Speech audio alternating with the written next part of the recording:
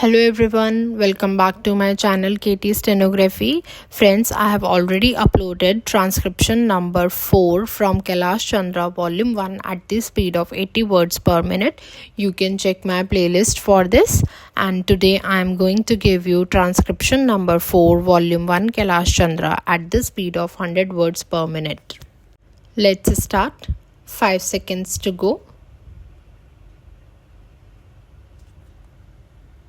Sir, the Essential Commodities Act was passed 5 years ago, and when the minister yesterday came with an amending bill, we expected that he would give us a brief report on the working of this measure for the last few years. But unfortunately, we are kept in the dark in regard to the exact working of the Act and the nature of the difficulties the minister is facing. Sir, as far as I know, many of the provisions of this enactment have been observed more in violation by his agents at the state level. The food minister may be very earnest, may be very able, and may be very anxious to see that the various provisions of the Act are implemented in the most effective manner at the state level, but unfortunately, his agents at the state level are not equally enthusiastic or equally anxious to observe the provisions of this enactment. The most important objectives of this enactment are to control the supply and distribution of commodities and to maintain a stable price level. In regard to both these aspects, I am afraid that the government has failed to realize the objectives in view. Some time past, when there was scarcity of food grains, attempts were made to make procurement from certain wholesale merchants and from rice mills. In my own state, I know of many instances of such procurement where, after making known that certain things had to be done and certain steps had to be taken by the merchant community, nothing was done later on by the government when they found that these very orders of the government were violated. As a result of the violations, there was a consequent rise in the prices of food grains. In respect of other commodities like iron and steel, paper, etc., we see a lot of speculative activities, but the provisions of the Act have not been brought to bear on them. Perhaps no case of prosecution was launched against those people who contravened the various provisions of the Act. We are interested to know in how many cases the government have taken steps to prosecute individuals who have violated the various sections of the Act. The minister said that the powers under the Act were not adequate.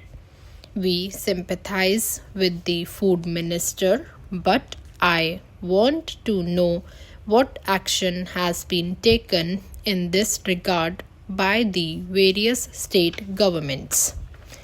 In regard to the amending provision, I want to know from the minister what would be his difficulty even if minor offences are taken to courts of law.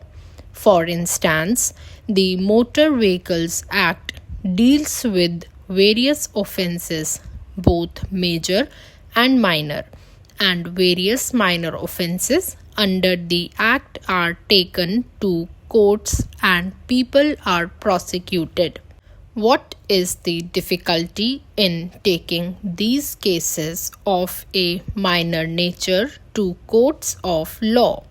There, the people will have some safety that they will get a hearing, and if the offenses are really offenses, then they would be prosecuted. Otherwise, they will be acquitted.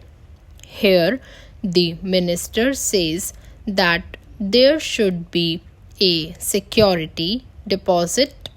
If there is a violation of a particular provision of the enactment, then the executive authority will have the power either to confiscate a part of the amount or the whole of the amount.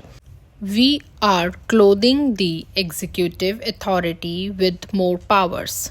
I do not grudge giving powers to the executive authority, provided they are used properly and effectively and in a most fair manner. But unfortunately, there have been discriminations apart from the ineffectiveness of the various provisions. Wherever these provisions were used, there had been discriminatory use of these provisions against a few or in favor of a few. Normally, when officers are clothed with more powers, there is large scope for corruption. I feel that it would be desirable to avoid such malpractices, and it would be desirable. I think that even for minor offenses, the parties should have a chance to defend their actions. I do not think that this problem of dealing with minor offenses will become complex or complicated in any way if we take them to courts of law. I want a reply from the minister in what way he is suffering from a handicap in dealing with minor offenses or offenses of a technical nature. The honorable member made the point that even if this thing was acceptable to the House, he did not know what amount would be demanded as security.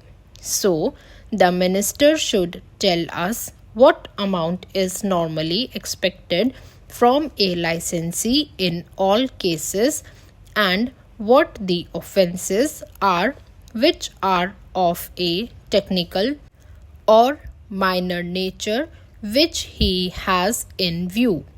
We are not told which are major offenses and which are minor offenses. Clarifications on these points are necessary.